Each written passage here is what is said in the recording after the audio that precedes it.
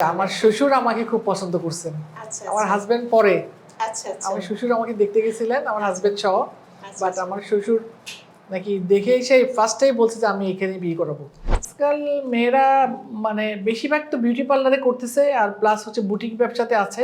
তো আমার মনে হয় এই বুটিকের ব্যবসা থেকে বের হয়ে এসে ওদের আরেকটু নতুন কিছু করা উচিত। তো অনেক দেশ ঘুরে দেখেছি, আমার ভালো লাগে ওদের দেশের পরিষ্কার পরিচ্ছন্নতা বেশি, যেটা আমাদের দেশে আমরা খুব মিস করি। আমরা একটা সুন্দর নতুন বাংলাদেশ দেখতে চাই, যেখানে মহিলাদের একটা স্বাধীনতা থাকবে, মহিলাদের একটা নিরাপত্তা থাকবে।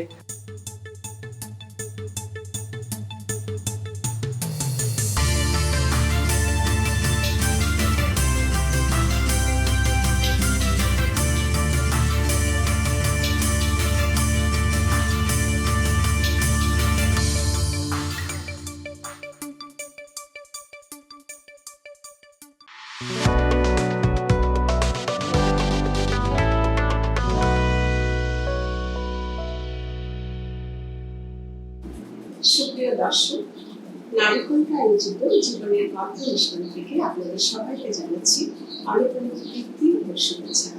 আশা করি সবাই ভালো আছেন, সুস্থ আছেন। সুপ্রিয় দর্শক, আজকে আমরা আমাদের মাঝে এমন একজন ব্যক্তিকে পেয়েছি, যিনি এই চট্টগ্রাম শহরের প্রত্যন্ত একজন নারী উদ্যোক্তা।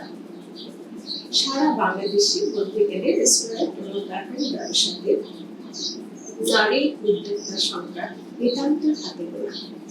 বিশাল আলী তাওয়া রেস্টুরেন্টের স্বত্বাধিকারী, আজকে তিনি আমাদের মাঝে উপস্থিত আছেন। আমরা তার কাছ থেকে শুনব তার জীবনের গল্প। আপনি কেমন আছেন? আসসালামু আলাইকুম। আলহামদুলিল্লাহ ভালো আছি, ধন্যবাদ নারীকণ্ঠকে আমাকে আমন্ত্রণ করার জন্য। আপনাকে অনেক শুভেচ্ছা, শুভকামনা যে আপনি আমাদের মাঝে এসেছেন, আমাদের কাজকে আপনি সময় দেবেন, আপনার কাছ থেকে আপনার জীবনের গল্প আমরা শুনবো। আমরা প্রথমে আপনার শৈশব কৈশোর দিয়ে শুরু করি। আপনার বাবার বাড়ি কিন্তু সিলেটে, তাই তো? জি, আমার দেশে, হ্যাঁ, আমার বাবার বাড়ি সিলেটে, তবে আমরা লেখাপড়া ছোটবেলা থেকে বড় হয়েছি চট্টগ্রাম শহরেই। আমার জন্ম হয়েছে আমার ঢাকায়, তবে আমার বড় হওয়াটা চট্টগ্রামে। আমি চিটাগংয়ের খাস্তাগির গার্লস হাই স্কুল থেকে ম্যাট্রিক পাস করেছিলাম এবং চিটাগং নাসিরাবাদ মহিলা গার্লস কলেজ থেকে আমি গ্রাজুয়েশন করেছি। সেই সময়কার আপনার যদি পুরো শৈশব কৈশোরের স্মৃতি, সেই সময়কার পারিবারিক জীবন, সমাজ ব্যবস্থা নিয়ে যদি আপনি কিছু বলেন। সেই সময়কার সমাজ ব্যবস্থা, পারিবারিক জীবন অবশ্যই আজকের থেকে অনেক উন্নত ছিল। অনেক মানে একটা ফ্যামিলি বাইন্ডিং খুব বেশি ছিল, যেটা আজকাল আমরা কমে যাচ্ছে। এবং স্কুলের পরিবেশও এত ভালো ছিল যে আমরা এখনো স্কুলের স্মৃতিগুলিকে ধরে রেখেছি আমাদের মনের মধ্যে। আমাদের স্কুলে যাওয়াটা আমাদের জন্য একটা আনন্দের ব্যাপার ছিল। এখন যেমন বাচ্চারা স্কুলে অনেক সময় যেতে চায় না, আমরা স্কুল বন্ধ হলে বলে মন খারাপ করতাম। স্কুলে সেই সময় খাসিগির স্কুলে একটা খেলাধুলার একটা ক্লাস হতো, যেটা আজকাল আমি কোনো স্কুলে দেখি না। মানে প্রত্যেকটা পিরিয়ডের মতো একটা ক্লাস আমাদের মাস্ট থাকতো, সপ্তাহে 1 দিন বা 2 দিন খেলাধুলা, আর একটা ক্লাস থাকতো রান্না বান্না, তার একটু সিনিয়র ক্লাস ওঠার পরে। এগুলি একটু আনন্দদায়ক ক্লাস, তো এগুলি করতে আমাদের খুব ভালো লাগতো, খেলাধুলা করতে ভালো লাগতো। এখনকার যেমন স্কুলে শুধু পড়া আর পড়া পড়া পড়া ছাড়া ওরা মানে বইয়ের বোঝাতে, হ্যাঁ, সেই সময় এই সব ছিল না। তারপরে অনেক সময় সেলারি কাজ স্কুলে আমাদেরকে কিছু কিছু শেখানো হতো। তো খাসিগির স্কুল আমি বলবো সত্যি সেই দিক দিয়ে একটা আদর্শ স্কুল। এখনো ওদের সেই আদর্শ। আমি প্রাইভেট ক্লাস 3 থেকে আমি ম্যাট্রিক পর্যন্ত ওখানে ছিলাম। এরপরে গার্লস কলেজে আসি। কলেজের লাইফ তো ওইটা অন্যরকম। তো সেই সময় আমরা 3 ভাই 3 বোন, তো সেই দিক দিয়ে আমি 3 নাম্বার। তো আমার 1977 সালে আমার বিয়ে হয়। আমার বাবা বেসিক্যালি ব্রিটিশ আর্মিতে ছিলেন, এরপরে উনি বার্মেস্টানে জয়েন করেন, একটা তেল কোম্পানি, যেটা এখন হয়তো যমুনা তেল কোম্পানি হিসাবে পরিচিত। তো আমার বাবার জন্ম সিলেটে, আমাদের আদি বাড়ি যেখানে সেখানেই। আমার আম্মাও সেই সিলেটেরই। তবে আমার আব্বা চাকরির সূত্রে যেহেতু চট্টগ্রামে আসেন, আমরাও সেই সময় সব ভাই বোন চট্টগ্রামেই লেখাপড়া করি, এখানেই আমরা সেটেল হয়ে যাই পরবর্তীতে। আচ্ছা আপা, যখন আপনার ছেলে মেয়েরা একটু বড় হচ্ছে, স্কুলে যাচ্ছে, জি তখন আপনি চিন্তা করলেন যে আপনি স্বাধীনভাবে কিছু করবেন, জি ব্যবসা করবেন, আপনি স্বপ্নটা কিন্তু আপনার ছোটবেলা থেকেই ছিল। জি জি তো এই যাত্রাটা কিভাবে শুরু হলো, আপনার ব্যবসা যাত্রাটা কিভাবে শুরু হলো? ব্যবসা অ্যাকচুয়ালি আমি প্রথম সবসময় থেকে কি রেস্টুরেন্ট ব্যবসা দিয়ে এইটাই আমার প্রথমে তার আগে রেস্টুরেন্ট ব্যবসার আগে আমি আমার আরো দুইটা ফ্রেন্ড মিলে কাপড়ের ব্যবসা করছিলাম। আচ্ছা মানে ওরা চেয়েছিল একটু কাপড়ের, আমার সাথে ওনারাও হয়েছিল। আচ্ছা তো আমি যেখানে থাকি আমার সামনে একটা দোকান আমরা ভাড়া নিয়েছিলাম। তো আমাদের ব্যাড লাক ছিল, ঈদের সময় দুইটা ঈদের, রোজার ঈদের, কোরবানি ঈদের পরপর দুইটা ঈদেই আমার দোকানটা চুরি হয়ে গেল, তালা ভেঙে পুরো জিনিস যা ছিল ভিতরে সব নিয়ে যায়। এর আগে ঈদের বন্ধের মধ্যে বন্ধের বন্ধের মধ্যে মধ্যে রোজা ঈদও হলো, কোরবানি ঈদও হলো, আমরা যে জিনিসপত্র ভিতরে ছিল ওগুলি কিছুই আর পাই নাই। তো আমার সাথে যারা পার্টনার ছিলেন ওনারা খুব হতাশাগ্রস্ত হয়ে গেলেন, ওনারা বললেন যে না আমরা আর এই ব্যবসা করবো না। তো ওনারা চলে গেলেন। তা আমিও এই কাপড়ের ব্যবসাটাতে আমি আর করি না, এটা আমি বন্ধ করে দিলাম, দোকান বিক্রি করে আমরা যার যা টাকা নিজেরা ভাগ করে নিলাম। কিন্তু মানে কিছু করবো, মানে এটা আমার একটা ইচ্ছে ছিল। আমার বাচ্চারা যখন বোধহয় 5-6-এ পড়ে, সেই সময় আর আমার শ্বশুর বেশি পছন্দ করতে না আমি বাইরে কোনো চাকরি বাকরি করি বা বাইরে যাই, উনি ঘরে বসে কাজ করাটাকে বেশি প্রেফার করতেন। তো আমার শ্বশুরের নিজস্ব কিছু জায়গার সামনে খালি পতিত পড়েছিল, ওখানে কিছু হতো না, এমনি জাস্ট খালি জঙ্গলের মতো ছিল। তাই আমি ওনাকে বললাম যে আমি এখানে একটা কিছু ব্যবসা করতে চাই। বললেন ঠিক আছে। আমার শ্বশুর বাড়ি চিটংয়ে। তবে আমার শ্বশুর, আমি বলবো সেই জমানার জন্য উনি খুবই একজন মানে মডার্ন মানুষ ছিলেন, আধুনিক মনের মানুষ ছিলেন উনি খুবই। মেয়েদের কিছু করাকে উনি অপছন্দ করতেন না, কিন্তু একটা পর্দার ভিতরে থেকে করাটাকে উনি বেশি প্রেফার করতেন। তো আমি যখন আমার বাসার সামনে জমিটাতে কিছু করতে চাইলাম, উনি বললেন ঠিক আছে তুমি করতে পারো। তো ওনার অনুমতি নিয়ে আর আমার স্বামী আমাকে হেল্প করলেন। তো আমি তখন ওইখানে একটা খাবারের দোকান করলাম। কারণ আমি যখন বিয়ের পরে শ্বশুরবাড়িতে আসি, আস্তে আস্তে যখন রান্না বান্না শুরু করলাম, আত্মীয়স্বজনরা সবাই আমার রান্না খুব অ্যাপ্রিসিয়েট করতো, বলতো আমার রান্না খুব ভালো। তাই আমি বললাম তাহলে আমি এইটাতেই হয়তো জোর দিতে পারি, এটাতে হলে আমার নিজের একটা কন্ট্রোলের মধ্যে থাকবে, আমি নিজের দেখাশোনা করতে পারবো। তখন আমি এখানে এটা একটা মাত্র স্কুলেও কিছুদিন খাবার সাপ্লাই দিয়েছিলেন ক্যাটারিং ব্যবসাতে, ওইটা পরবর্তীতে।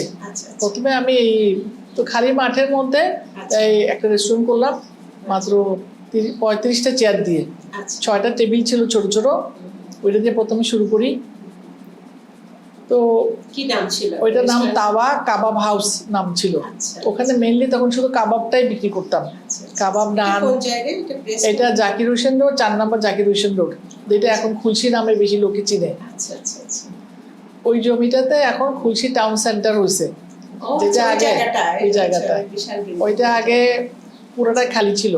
আমি আমার শ্বশুরের জায়গা, তো ওইটাকে আমি একটা দেখলাম যেহেতু জায়গা বড়, আমি একটা বাগানের মতো করলাম।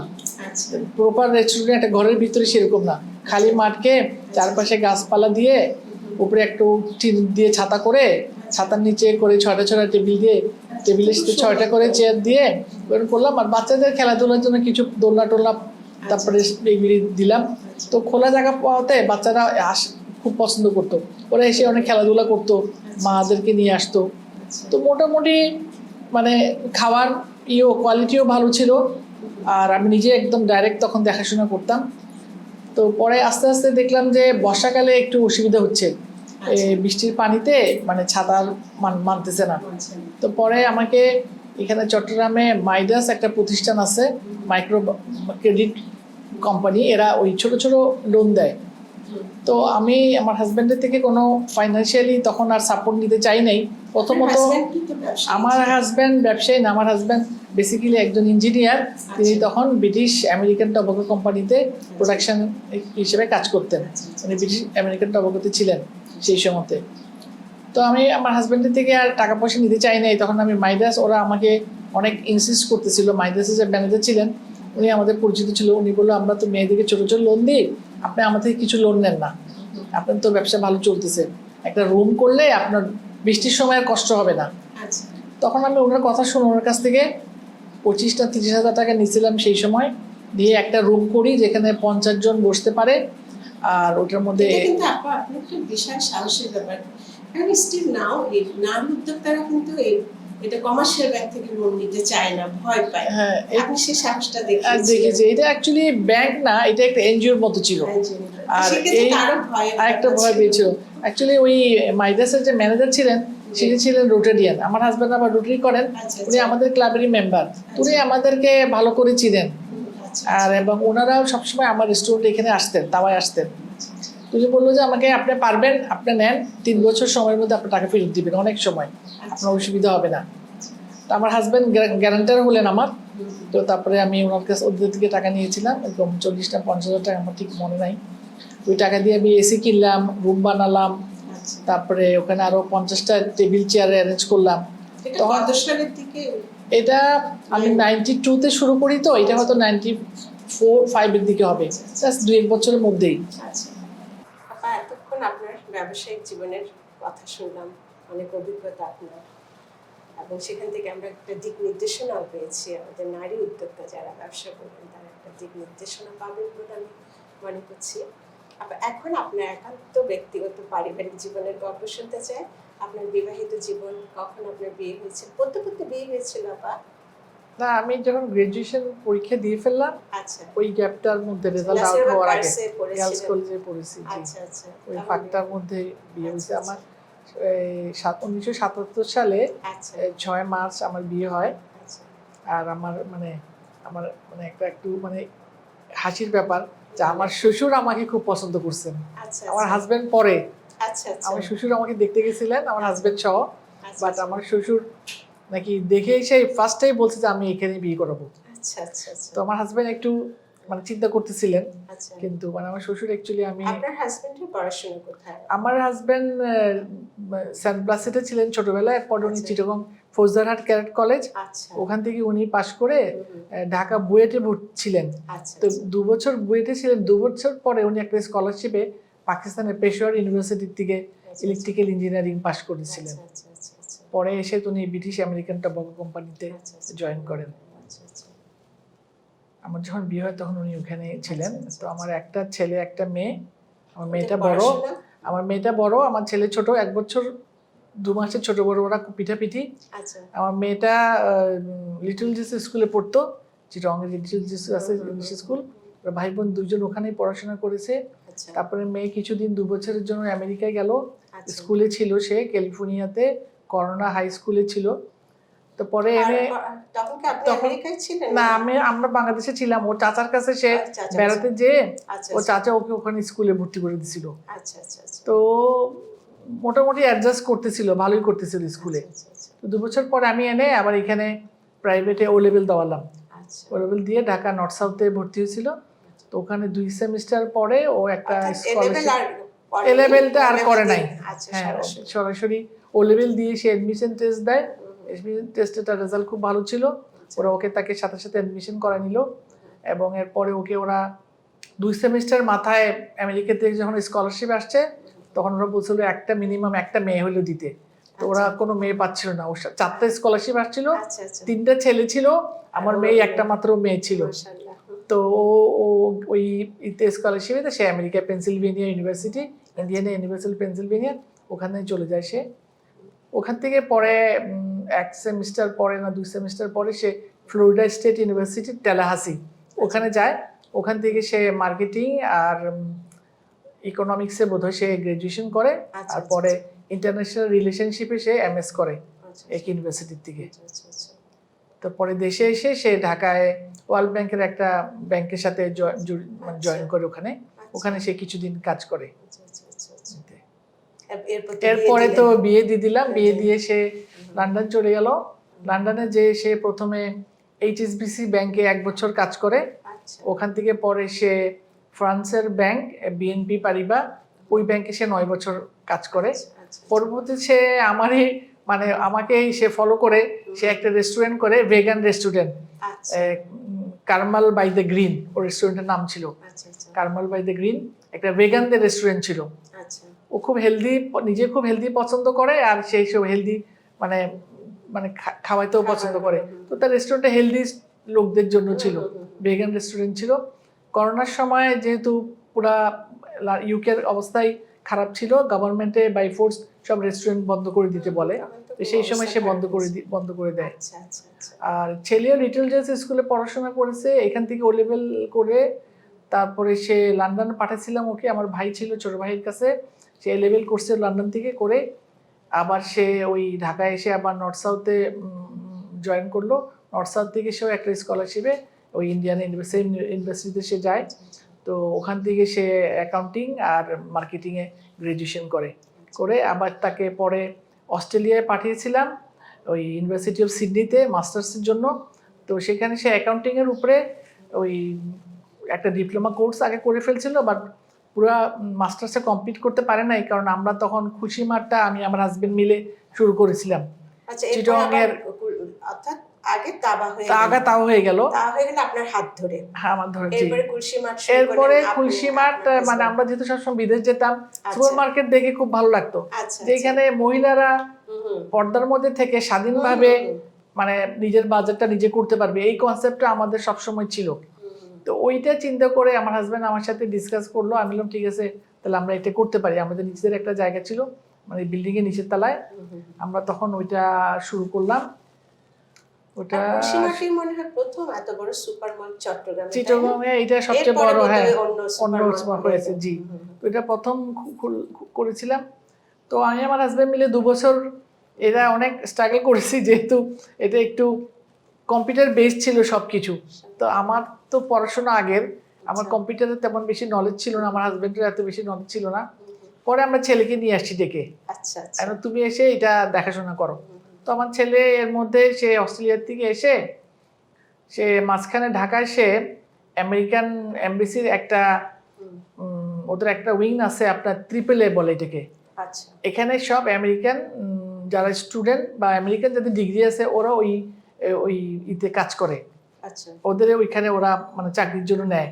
এটা আমেরিকান অ্যালামনাই অ্যাসোসিয়েশন এটার নাম। আমেরিকান যারা স্টুডেন্ট আছে বা এখান থেকে যারা যাবে এদের সবকিছু দেখাশোনা করে এই অ্যাসোসিয়েশন, আমেরিকান এমবেসির একটা উইন ওদের। তো আমার ছেলে ওখানে ডাইরেক্টর হিসেবে জয়েন করে, তো ওখানে 1 বছর ছিল। সেকেন্ড বছরে আমরা ওকে খুলশি মাঠে এনে ওকে দায়িত্ব দিই এক্সিকিউটিভ ডাইরেক্টর হিসেবে। এখনো সে খুলশি মাঠটা আমার ছেলে ধরে আছে আলহামদুলিল্লাহ। আমরা চাইবো যে ওর হাত ধরে খুশি মাঠ আরো সামনের দিকে এগিয়ে যাবে। হ্যাঁ, খুশি মাঠেরও বলবো যে আমার ছেলে যেই মানে কষ্ট করছে এই প্রতিষ্ঠান থেকে দাঁড়া করাতে, যেটা এই ব্যবসাটা আমাদের দেশের জন্য নতুন, সম্পূর্ণ নতুন, এই সেক্টরের লোক পাওয়া যাচ্ছিল না, খুবই কষ্ট হচ্ছিল। পরে অনেক হয়ে গেছে।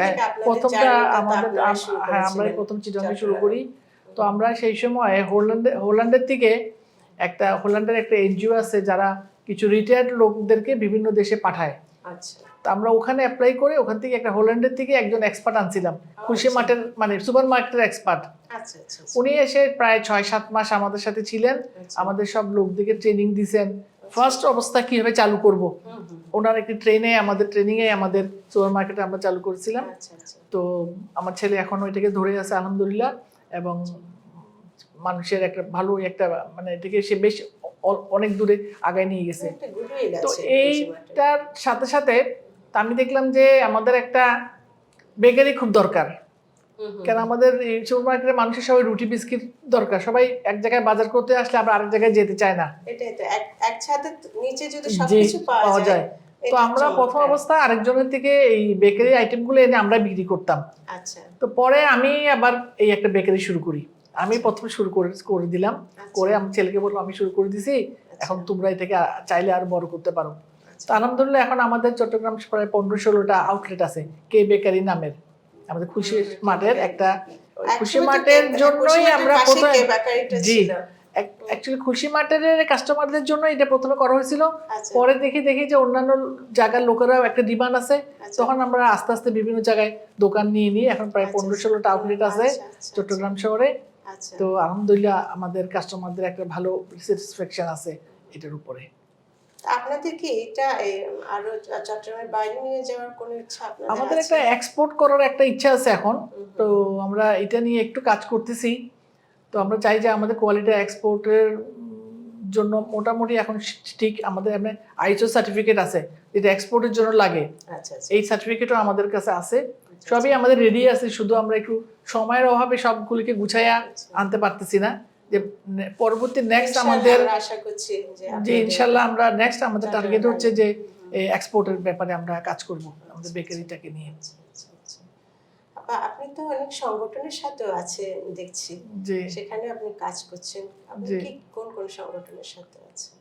আমি প্রথমত যেহেতু আমি ব্যবসায়ী, চিটাগাংয়ে যখন প্রথম মহিলাদের একটা ব্যবসায়ী সংগঠন শুরু হলো চিটাগাং ওমেন চেম্বার নাম দিয়ে, তবে এটা প্রথমে ছিল ওমেন এন্টারপ্রেনার্স নাম, উই নামে প্রথমে চালু হয়। আচ্ছা তো এইটা আমাদের ফাউন্ডার প্রেসিডেন্ট ছিলেন মনোহর হাকিম আলী, উনি হোটেল আগ্রাবাদের সাথে জড়িত। আচ্ছা তো উনি আমাকে ওই সংগঠনে জয়েন করার জন্য বললেন চিটাগাংয়ে তো মহিলা ব্যবসায়ী একদমই নাই, তো আপনি একটু আমাদের সাথে থাকেন, একটু আপনার গাইডেন্স পাইলে আমরা এই সংস্থাকে দাঁড়া করাতে পারবো। আচ্ছা তো আমি সেই সময় ওনার সাথে জয়েন করলাম। আমি ফাউন্ডার ভাইস প্রেসিডেন্ট ছিলাম, আচ্ছা আমাদের আরেকজন সিনিয়র ভাইস প্রেসিডেন্ট ছিলেন খালেদা আউয়াল, আচ্ছা আর প্রেসিডেন্ট ছিলেন মনোহর হাকিম আলী। উইথ থেকে পরে আমরা 1982-তে আমরা ওমেন চেম্বার নাম দিয়ে আবার আলাদাভাবে মেয়েদের জন্য একটা চেম্বার করলাম। আচ্ছা আচ্ছা ওখানে এখন সদস্য সংখ্যা কিরকম? আমাদের চেম্বারে এখন প্রায় সদস্যের সংখ্যা আছে 1500-র মতো হবে। আচ্ছা চট্টগ্রামের বাইরেও কিছু মেম্বার আছে, কক্সবাজারে, নোয়াখালী, যারা শুধু ব্যবসার সাথে জড়িত, হুম। যাদের ট্রেড লাইসেন্স আছে তারাই শুধু এই সংস্থার মেম্বার হতে পারে। আচ্ছা তো আপনি কি মনে হচ্ছে যে চট্টগ্রামে নারী ব্যবসায়ীদের সংখ্যা বাড়ছে বা উৎসাহটা তৈরি হ্যাঁ, হচ্ছে? চট্টগ্রামে নারীদের ব্যবসায়ীদের সংখ্যা আগের থেকে বেশ কিছু বাড়ছে, আচ্ছা এবং ঠিক শহরের থেকেও আমি বলবো একটু যারা মানে কাছাকাছি গ্রামে যারা আছে ওখানকার মেয়েরা কিন্তু বেশ অ্যাক্টিভ, ওরা কিন্তু আচ্ছা। বেশ অ্যাগ্রেসিভ, ওরা কিছু করতে চায়। আচ্ছা এই যে একটা মানে মেয়েদের মধ্যে যে একটা জিনিসটা, যে একটা আন্দোলন, বা ওরা যে বুঝতে পারছে বিয়ে আমাদের যখন হবে হোক, কিন্তু আমাদের নিজেদের একটা কর্মসংস্থান থাকতে হবে। থাকতে হবে। একটা যদি মেয়েদের যদি অর্থনৈতিক স্বাধীনতা থাকে, ও বাপের বাড়ি হোক শ্বশুর বাড়ি হোক সব জায়গায় তার একটা আলাদা ইজ্জত সম্মান থাকে। অবশ্যই এটা এই খুব জিনিসটাই important। আমরা মেয়েদেরকে সবসময় বোঝাতে চেষ্টা করতেছি যে তোমরা নিজে কিছু করো, তাইলে তোমাদের যেইখানে যাবা যেখানে থাকবা তোমার নিজের অবস্থানটা তোমার অনেক বেশি সম্মানজনক হবে। তো আলহামদুলিল্লাহ আপনারা কি অনেক ধরনের সহায়তা দান করেন? একটা হচ্ছে যে আপনারা পরামর্শ দিচ্ছেন, আমরা তাদেরকে, পরামর্শ দিচ্ছি, আবার আমরা এখানে মেয়েদের জন্য ট্রেনিং এর ব্যবস্থা করছি। training এর ব্যবস্থা আছে। ট্রেনিং এর ব্যবস্থা করার পরে যে কেউ যদি ওই কাজটা করতে চায় নিজে, আবার আচ্ছা, কেউ ধরেন বিউটি পার্লারে কাজ করলো, আচ্ছা, সে একটা গ্রামে যে বা সে একটা নিজে একটা বিউটি পার্লার খুলতে চায়, তার প্রথম অবস্থায় যদি কিছু টাকা পয়সা লাগে আমরা চেম্বার থেকে কিছু লোন দিচ্ছি, আচ্ছা, আচ্ছা, আচ্ছা। ও কিস্তির মাধ্যমে ওইটা আবার আমাদেরকে ফেরত আচ্ছা, দিবে। দিচ্ছে, আচ্ছা। এটা দিয়ে সে শুরু করে। আবার আজকাল অনেক সময় গভর্নমেন্টও হেল্প করতেছে। Government- হ্যাঁ, গভর্নমেন্টের সেটা থেকেও মেয়েরা কি নিচ্ছে, সেই মেয়েরাও help টা পাচ্ছে সেই যারা নিয়ে? একটু ভালো অবস্থানে আছে তারা আচ্ছা। গভর্নমেন্টের থেকে ব্যাংকের থেকে লোন পাচ্ছে। আচ্ছা, আচ্ছা। হ্যাঁ, ওরাও পাচ্ছে, যদি ওদের ব্যবসা প্রতিষ্ঠানটা সঠিক থাকে, কাগজপত্র সঠিক থাকে, এবং ব্যবসাটা যদি মানে চালু থাকে, তবে ব্যাংকে টাকা দিতে চায়। ব্যাংকের থেকে টাকা পাওয়া যায়, তবে আপনার ব্যবসা বন্ধ করলে ওরা দিবে না। দিবে না, একটা ব্যবসা চালু ব্যবসাকে ওরা কিছু ফান্ড দিয়ে আর একটু উন্নত করতে চায়, ব্যাংকের কি থেকেও দেয় ধরনের পাচ্ছে। ব্যবসাতে মেয়েদের ঝোঁক আছে বলে আপনি দেখতে পাচ্ছেন? আজকাল মেয়েরা মানে বেশিরভাগ তো বিউটি পার্লারে করতেছে, আর প্লাস হচ্ছে বুটিক ব্যবসাতে আছে। তো আমার মনে হয় এই বুটিকের ব্যবসা থেকে বের হয়ে এসে ওদের আরেকটু নতুন কিছু করা উচিত। তবে কিছুদিন আগে একটা মেয়েকে দেখলাম, সে বাসায় বসে কিছু মশলা করতেছে। আচ্ছা, এটা খুব ভালো। তো এটাও ভালো, একটা মেয়েদের নিজেদের একটা মশলা সম্বন্ধে তার কিছু নলেজ ছোটবেলা থেকেই থাকে, যেহেতু আমরা পারিবারিক ভাবে বড় হচ্ছি। তো সে এটা মশলা করে বিভিন্ন ছোট ছোট রেস্টুরেন্টে সাপ্লাই করে। আচ্ছা, আচ্ছা, আচ্ছা। তা দেখলাম ভালো, আমি ওকে এনকারেজ করলাম যে না, তোমার এটা তো খারাপ না, ভালো। তারপরে অনেকে আচার করতেছে, আচার করে। তারপরে আসলে এই জিনিসগুলো অনেকে আজকাল একসময় ঘরে পিঠা, হতো, এখন তার সম্ভব না হচ্ছে এখন না। সম্ভব হচ্ছে না। আচার করা বা পিঠা বানানো, আজকাল এখন মানুষ এত সবাই ব্যস্ত। হ্যাঁ, ব্যস্ত, হ্যাঁ। পিঠাও করে, শীতকাল আসলে মেয়েরা অনেক পিঠা করতেছে। অনেক, আচ্ছা, আচ্ছা। হ্যাঁ, আমি আমার সুপার মার্কেটে যাদের আমাদের কোয়ালিটির সাথে ম্যাচ করে ওইরকম অনেক জিনিস আমরা রাখি, আচ্ছা, একটু ইনডাইরেক্টলি হেল্প করলাম, আর যেটা ওদের আপনি যে বিক্রি মশলার হলো। কথা বললেন, এটা খুব ইম্পর্টেন্ট যে হ্যাঁ, মশলা মশলাটা এখন পাটায় পিষার ওই সময়টা সময় আসলে নাই। নাই। হ্যাঁ, তো ভালো গুঁড়া মশলা ভালো যদি গরম পাওয়া যায় মশলা পাওয়া যায়। হ্যাঁ, তাহলে কিন্তু এটা এটা আমাদের প্রতিদিনের দরকারি জিনিস। প্রতিদিনের হ্যাঁ, দরকারি দরকারি জিনিস জিনিস। আসলে। হ্যাঁ, এটা যদি এটা করতেছে। এটা ব্যবসাটা ভালো হ্যাঁ, হবে মনে ভালো হচ্ছে। ভালো। এই একটা ভালো একটা ব্যবসা। মেয়েকে দেখলাম, সে বেশ সিরিয়াসলি ভালোই করতেছে। এছাড়া কাপড়ের ব্যবসা তো মোটামুটি মেয়েরা আচ্ছা, সবাই হ্যাঁ, করতেছে। বুটিকের ব্যবসাটা তো মানে আগে এটা ছিল বাদ দিয়ে বাণিজ্য আরেকটু নতুন কিছু তাদের আইডিয়া বের করে ব্যাগ ট্যাগ, তারপরে কিছু ডেকোরেশনের জিনিস দুই একটা মেয়ে শুরু করছে, খারাপ না। আচ্ছা, ডেকোরেশনেরও আরো যদি জিনিস আরো যদি কিছু করতে পারে, আচ্ছা, আচ্ছা। তাহলে এটাও মেয়েদের জন্য একটা ভালো ইয়ে হবে। মানে ঘরে মেয়েরা বসে কি সে করলো। আর এখন তো অনলাইনে এত সুবিধা, হুম। তার দোকানেরও দরকার নাই। সে হ্যাঁ, বাড়িতে, এখন তো online-এ, হ্যাঁ, এখন অনলাইনে বাড়িতে খুবই বসে সে order যদি এর করতে পারে, তাহলে তার মানুষ তো এখন দোকানে যাওয়ার সময় তার পাচ্ছে দোকানে না। দেওয়ার সময় পাচ্ছে না। হ্যাঁ, ম্যাক্সিমাম সে ব্যবসা খাওয়ার হচ্ছে জিনিসও, online-এ। আচার পিঠা এগুলি সে অনলাইনেও আমাদের মেম্বাররা অনেকে বিক্রি করে। তবে আরো মেয়েরাও এখানে আসতে পারে। এখনো এই জায়গাতে অনেক একটা গ্যাপ আছে, হুম, এই আচারের মধ্যে, পিঠার মধ্যে, হুম। খাওয়া দাওয়ার জিনিসে ভালো কোয়ালিটির যদি ভালো প্যাকিং ভালো করে দিতে quality-টা পারে, যদি দিতে হ্যাঁ, পারে। কোয়ালিটিটা যদি সে ভালো দিতে পারে, Ensure করতে তবে আমি পারে। মনে করি ওর মানে ব্যবসাটা ভালোই হবে, মানে সে চালাতে পারবে। এটা আপনার হ্যাঁ। একটা খুব ভালো পরামর্শ। আপা এখন একান্ত আপনার নিজের কথা বলেন। কি ধরনের খাবার আপনার পছন্দ? অনেক দেশ আপনি ঘুরেছেন, জি তাই না? অনেক বাইরের খাবারও আপনি দেখেছেন। জি। তারপর আপনার পছন্দ অপছন্দ, জীবনের আমার কোনো স্মরণীয় সাধারণত ঘটনা? আমার দেশি খাবার খুব পছন্দ, স্পেশালি শাক সবজি ভর্তা, আচ্ছা, এই জাতীয় খাবার আমার খুব পছন্দ। আমি আচ্ছা। রিচ ফুড মানে পোলাও কর্ম ওই জাতীয় জিনিস এত পছন্দ আচ্ছা, করি না। আচ্ছা। আমি দেশি খাবারটা খুব পছন্দ করি। বাইরে তো অনেক দেশে আপনি আমি গেছেন, যে তাই না? আমি অনেক দেশ ঘুরে বেরিয়েছি। আলহামদুলিল্লাহ, বাচ্চারাও যেহেতু বাইরে থাকে, ওই সুবাদেও অনেকবার যাওয়া হয়েছে। আর আমার ভাই বোনও অনেকেই বিদেশে সেটেল, সেই সুবাদেও যাওয়া হয়। তো অনেক দেশ ঘুরে দেখেছি। আমার ভালো লাগে ওদের দেশের পরিষ্কার পরিচ্ছন্নতা বেশি, যেটা আমাদের একদম। দেশে আমরা খুব মিস করি। আজকাল পরিবারে দেখলাম বেশ মেয়েদেরকে চায় যে সবাই কিছু করুক, মানে অনেক অনেক মেয়েদেরকে আগায় দিতে চাচ্ছে। এখন আমরা যদি সেটাকে সঠিকভাবে কাজে লাগাতে পারি, তাহলে আমাদের তো আর মানে কোনো অসুবিধাই নেই। যেটা আমাদের সময় ছিল, পারিবারিকভাবে সেই সময় এত মানুষ স্বাধীনতা ছিল না। ছিল না। কিন্তু এখন সব সব পরিবারে চায় মেয়েরা কিছু করুক, কেউ তেমন বাধাগ্রস্ত দেয় না। তবে আমাদেরকেই নিজেদের ব্যবসা, আমি যেটা জানি, আমি মনে করি আমি সেই ব্যবসাতেই যাওয়া উচিত। আচ্ছা, আমার নিজের অভিজ্ঞতা থাকতে হবে প্রাথমিকভাবে।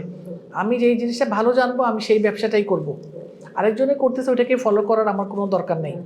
আর যেই ব্যবসাটাই করব এটার মধ্যে আমার সততা থাকতে হবে অবশ্যই 100%। আমি এটা কাপড় সিলাই না কেন, কিন্তু কাপড়টা আমি পছন্দর ব্যাপার আছে। কাপড়টা কেনার সময় আমি দেখে শুনে পছন্দ করে কিনবো, যেন ওটা রং না যায়। এক দু হাতে রং চলে গেলে দ্বিতীয়বার সেই কাস্টমার আপনার কাছে আসবে না।